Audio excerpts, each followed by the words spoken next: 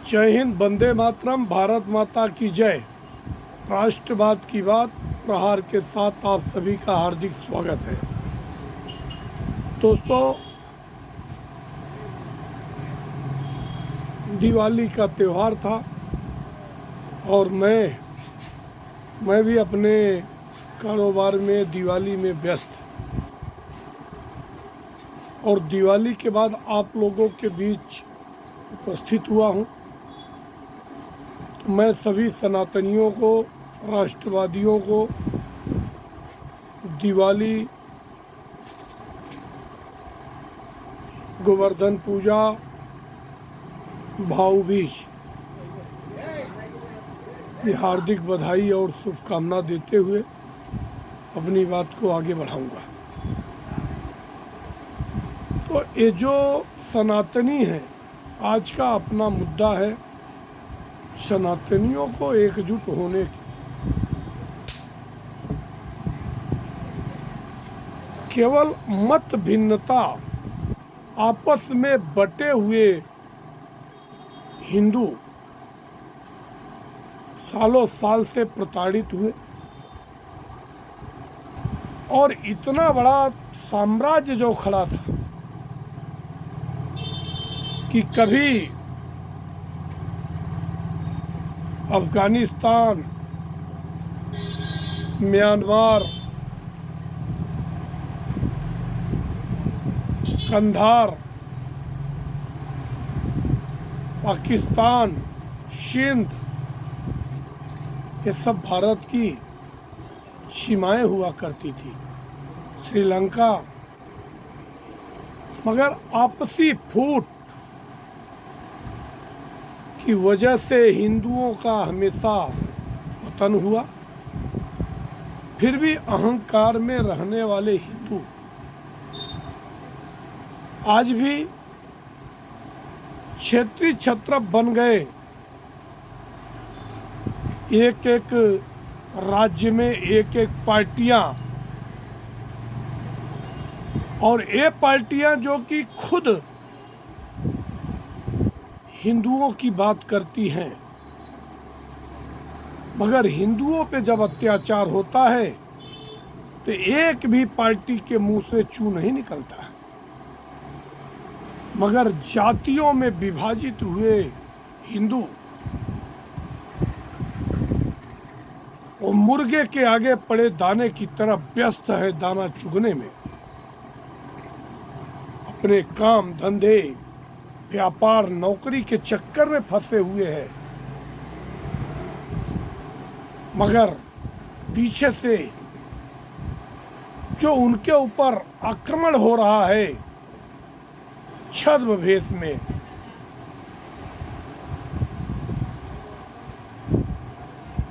उनको दिखता नहीं है।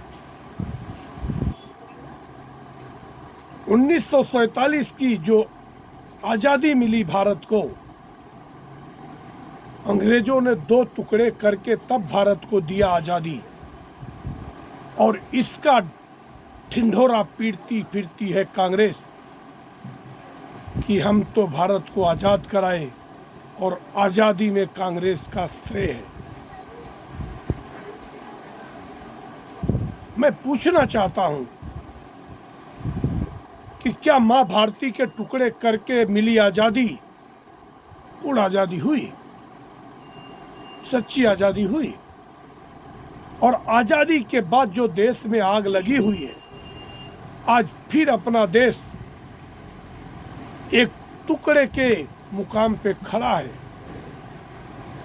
और जिस हिसाब से ये विपक्षी पार्टियां एक विशेष समुदाय के साथ खड़ी होती है, ऐसा लगता है कि वो दिन दूर नहीं जबकि अपने मां भारती के फिर से टुकड़े हो सकते हैं।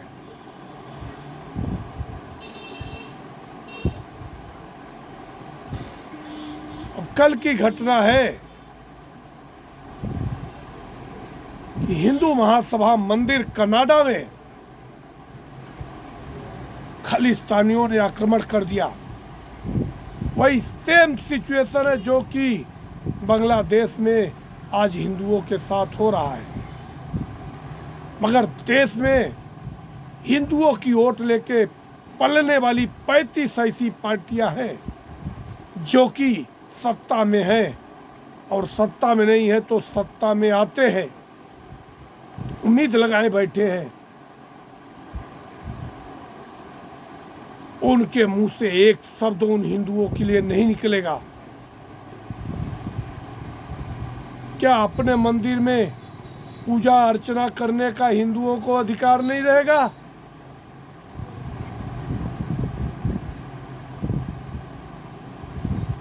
और सत्ता में बैठे नरेंद्र मोदी की सरकार ऐसी निकम्मी सरकार होते जा रही है कि ऐसे बड़े बड़े घटनाओं पे भी खामोशी है, जबकि एक्शन की जरूरत है। कब होगा एक्शन? हिंदुओं की पीड़ा सुनेगा कौन?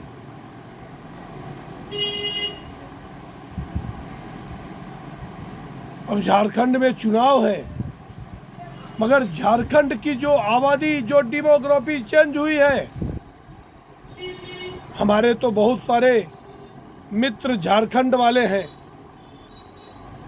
जो जमीनी हकीकत है मैं उसकी बात करता हूँ।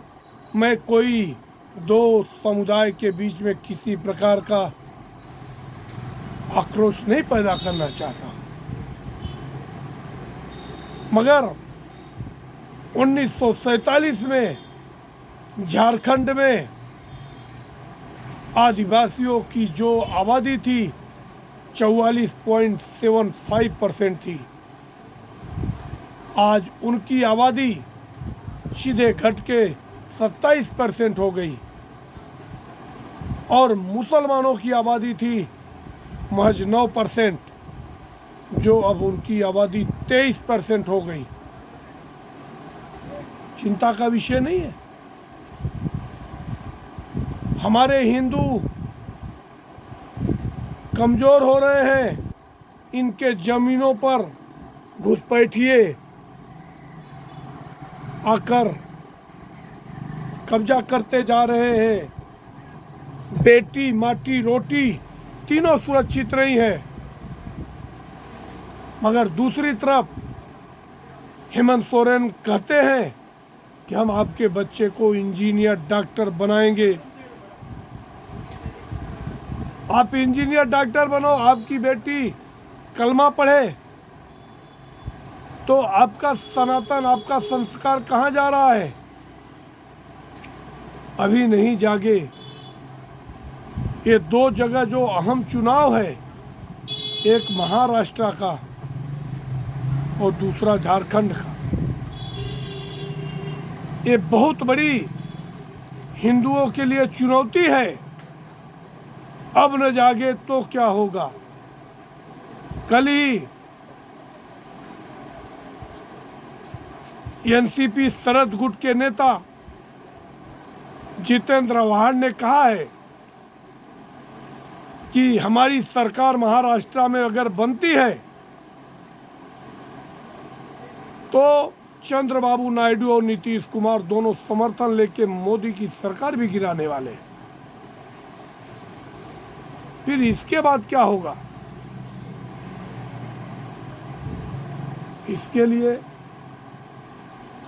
ये आपके लिए आखिरी कील न साबित हो।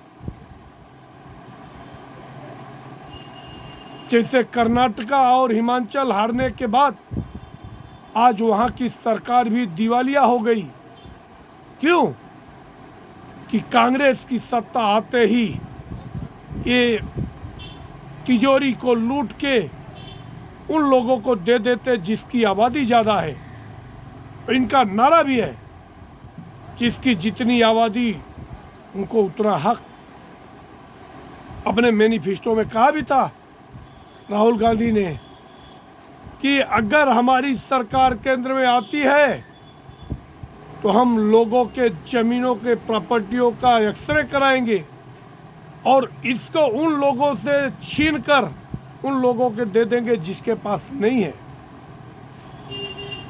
तो एक बार हरियाणा और हिमाचल प्रदेश वालों की तरह एकजुटता दिखाओ और इन दो चुनाव में जो 13 तारीख को झारखंड में और 20 तारीख को महाराष्ट्र में चुनाव है, और भारतीय जनता पार्टी ने कहा अगर झारखंड में हमारी सरकार बनेगी तो हम यूसीसी और एनआरसी लागू करके रहेंगे, और हेमंत सोरेन ने कहा हम यहाँ हरगिज लागू नहीं करने देंगे।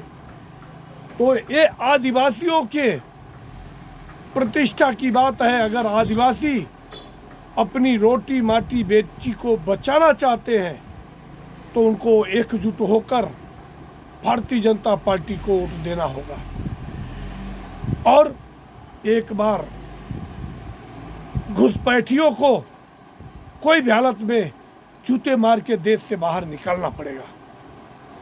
आप सबकी क्या राय है? आप कमेंट सेक्शन में आकर अपने विचार रखें, हमारे चैनल को सब्सक्राइब करें और लोगों तक शेयर करें। धन्यवाद। जय हिंद, वंदे मातरम, भारत माता की जय।